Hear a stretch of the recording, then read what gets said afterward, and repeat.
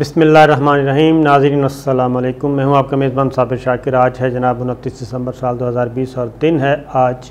मंगल का। आज आपसे गुफ्तगू करते हैं कि जनाब 2-3 ख़बरें हैं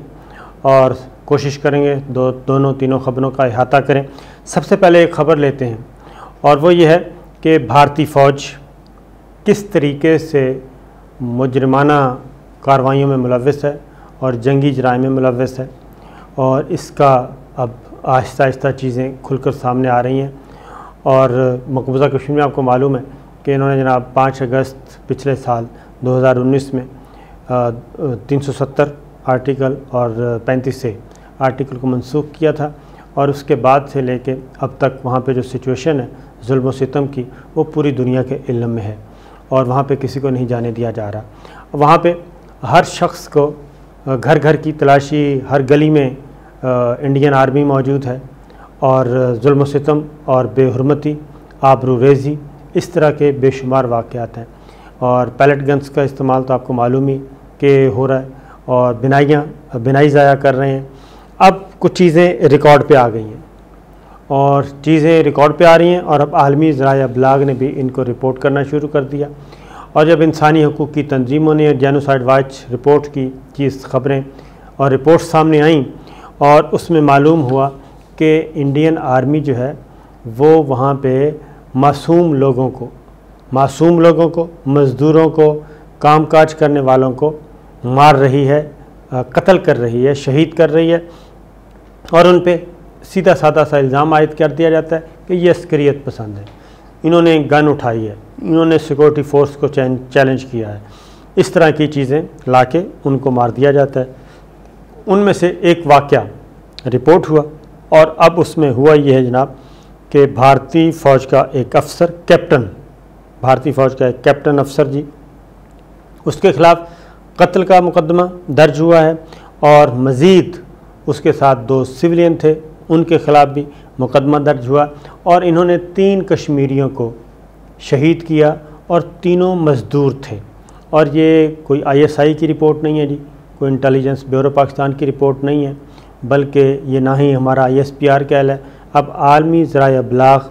और आलमी इदारे जो हैं उन्होंने रिपोर्ट किया था। और ये वाक़या मैं आपको बता देता हूँ कि ये वाक़या हुआ जनाब, 3 मज़दूर थे, और 3 मज़दूरों की जो शनाख्त हुई थी वो एक 21 साला इम्तियाज़ था, 25 साला इब्रार अहमद और 18 साला इब्रार। ये 3 थे जी, इब्रार खटाना के नाम से की थी। इन्हें 11 अगस्त को मकबूजा कश्मीर के ज़िला शुपियाँ से लापता होने वाले 3 मज़दूरों के अहल खाना ने इल्ज़ाम आयद किया था कि जनाब 18 जुलाई को भारतीय फ़ौज ने 3 नामालूम अस्करियत पसंदों को कत्ल करने का दावा किया था, और जबकि दर हकीकत ये उनके बेगुनाह रिश्तेदार थे।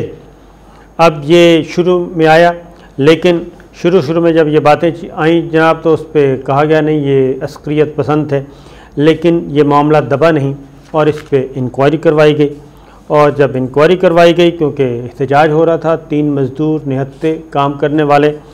और आलमी ज़राए अबलाग ने इनको रिपोर्ट करना भी शुरू कर दिया था, उस प्रेशर में आके इंक्वायरी करवाई, और इंक्वायरी के नतीजे में ये बात साबित हो गई कि जनाब ये भारतीय फ़ौज का कैप्टन था, उसने ये किया है। 300 सफ़हात पर मुश्तमिल ये रिपोर्ट आई, और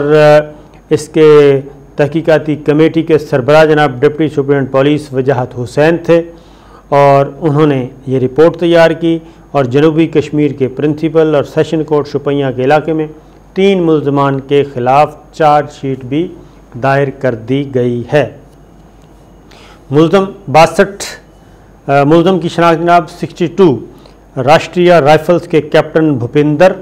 और जनूबी कश्मीर के शुपियाँ और पुलवामा ज़िला के रहायशी ताबिश और बिलाल के नाम से की गई। और इन्होंने ये वाक़या इनको गिरफ़्तार किया, जाली मुकाबला बनाया, जाली मुकाबला करके इनको शहीद किया और साथ असला रख दिया था। और ये तकरीबन कई दिन तक एहतजाज हुआ, और एहतजाज के नतीजे में ये चीज़ें सामने आईं। अब मैं ज़रा आपको एक थोड़ा सा बता दूं कि ये तो चंद वाक़यात हैं जनाब, जो कि इक्का दुक्का वाक़यात जो आ जाते हैं और उनकी इंक्वायरी हो जाती है और किसी की सुनी जाती है। लेकिन जबकि हकीकत ये है कि वहाँ पे जो पहले तर्जुमान ने, अब ये करते क्या हैं, भत्ताखोरी वहाँ पे शुरू हो चुकी है, और न सिर्फ भत्ताखोरी हो चुकी है बल्कि जो लड़की पसंद आती है उसके साथ ये रेप करते हैं, और बहुत इस तरह का इंसानियत सोच सलूक किए जाते हैं। फिर ये कि अगर कोई प्रॉपर्टी पसंद आ गई है तो उसको हथियाना है, इन्होंने कब्ज़ा करना है,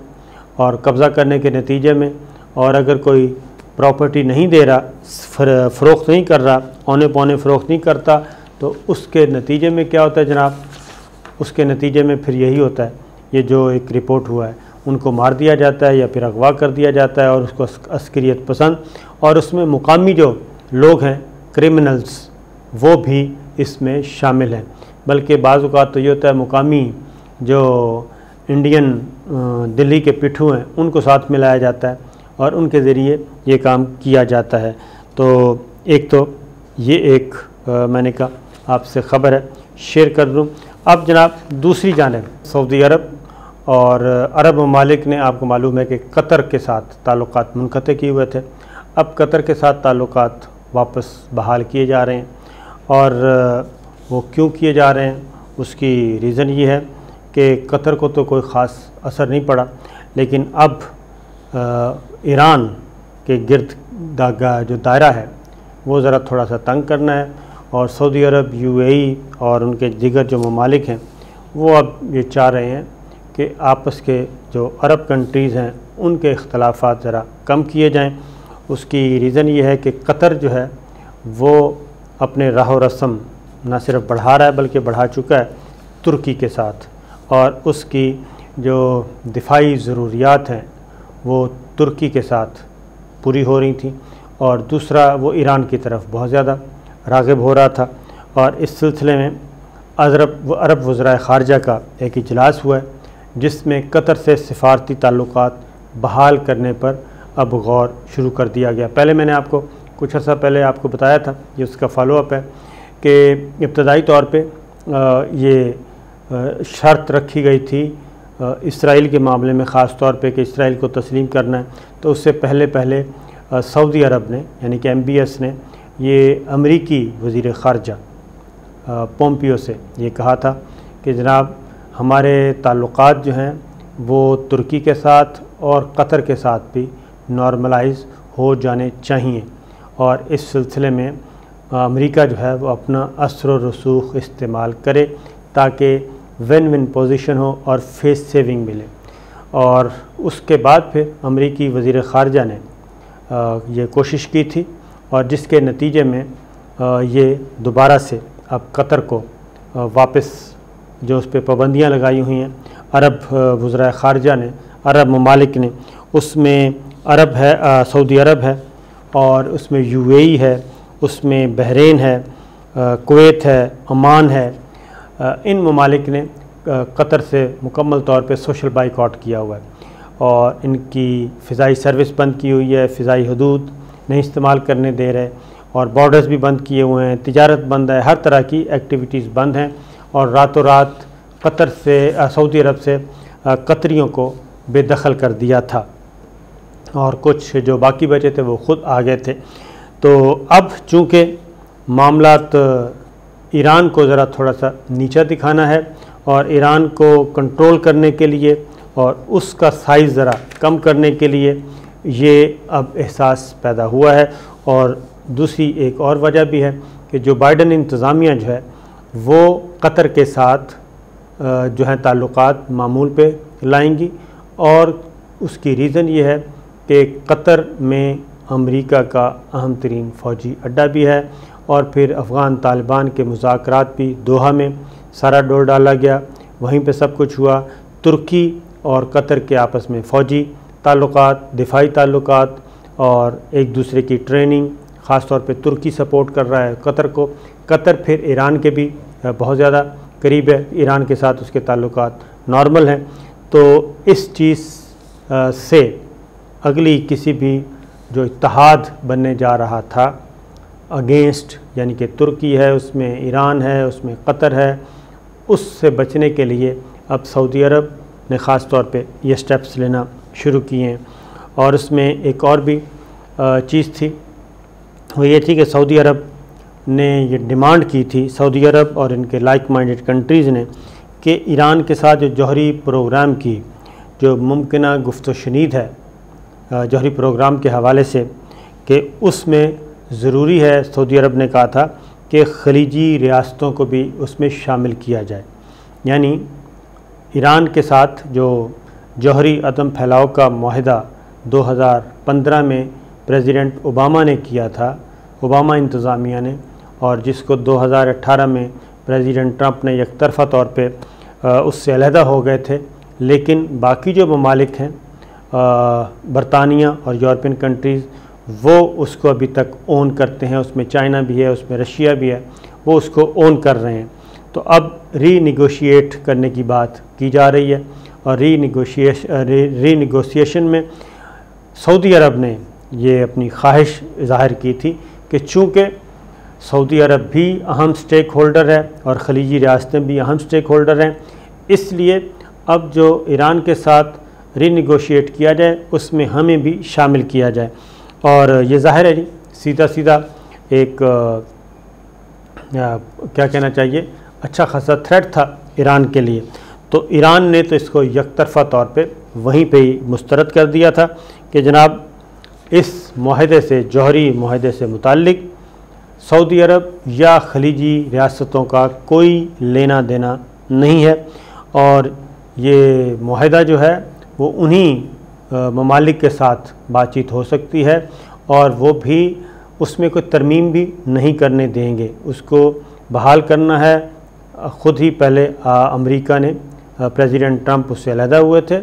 और बाकी ममालिक उसको सपोर्ट कर रहे हैं। उसमें चाइना भी है, उसमें रशिया भी है, बरतानिया भी है, यूरोपियन कंट्रीज़ भी हैं। तो लिहाजा उसमें ईरान ने कहा कि जनाब ना तो उसमें कोई तब्दीली होगी, कोई जर्मनी ने ये कहा था, और वो तजवीज़ भी इज़राइल और इसराइल के साथ अरब ममालिक जो हैं वो आए थे कि जनाब ये जब आप रीनेगोशिएट कर ही रहे हैं तो उसमें फिर लॉन्ग रेंज मिज़ाइल जो ईरान बना रहा है, ईरान का जो मिज़ाइल प्रोग्राम है, उसको भी इसके साथ अटैच कर दिया जाए, ताकि वो अपनी मिज़ाइल टेक्नोलॉजी को भी आगे ना बढ़ा सके। तो ईरान ने ये दोनों ही दरख्वास्तें, दोनों ही ख्वाहिशात मुस्तरद कर दी हैं। जर्मनी की जो वाया इसराइल आई, इसराइल ने भी सपोर्ट कर दिया, जर्मनी ने ये तजवीज़ दी तो उसको भी रिजेक्ट कर दिया ईरान ने, और ये भी रिजेक्ट कर दिया है ये कह के कि अपनी कौमी सलामती पे ईरान किसी किस्म की ना तो कोई कंप्रोमाइज़ करेगा और ना ही किसी अरब या खलीजी मुल्क को इसमें आने देगा। ये माहिदा जिन ताकतों के साथ, बड़ी ताकतों के साथ पहले था, उन्हीं के साथ ही रहेगा। लिहाजा ये ख्वाहिश पूरी होती हुई नज़र नहीं आ रही। तो दूसरी जानिब आप देखते हैं जनाब कि अरब वज़रा ख़ारजा कतर के साथ, क्योंकि उन्होंने शराइत जो रखी थी कतर के साथ ताल्लुकात को मामूल पे लाने के लिए, उनमें से कोई शर्त शायद कतर पूरी ना करे। उसमें यह था माफ़ी मांगी जाए, उसमें यह था कि अल जज़ीरा टीवी को बंद कर दिया जाए, उसमें यह था कि ईरान और तुर्की के साथ ताल्लुकात अपने महदूद किए जाएं। तो ये तमाम के तमाम 13 मुतालबात जो रखे थे कतर से बहाली के, उनमें से मुझे नहीं लगता कि कोई भी मुतालबा उस तरह से पूरा हो। क्योंकि मेरी बात हुई कतर के हुक्काम से, कुछ दोस्त हैं दोहा में जो डिप्लोमेट्स हैं, कतर से मुताल्लिक़ बात कर रहा हूँ, कतरी डिप्लोमेट्स, तो उन्होंने कहा कि जनाब हमारी तरफ से किसी किस्म की कोई शर्त हम ना आने देंगे, गैर मशरूत तौर पे ये बातचीत होगी और गैर मशरूत तौर पे ये ताल्लुकात बहाल होंगे। जो मुश्किल वक्त था हमारा गुज़र चुका, अब हमें कोई ऐसे परवाह नहीं है, क्योंकि जो मुतबादिल विंडोज़ थे कतर ने वो खोले, और इन 3 सालों में हमने जो मुश्किल वक्त था वो न सिर्फ गुजारा है, बल्कि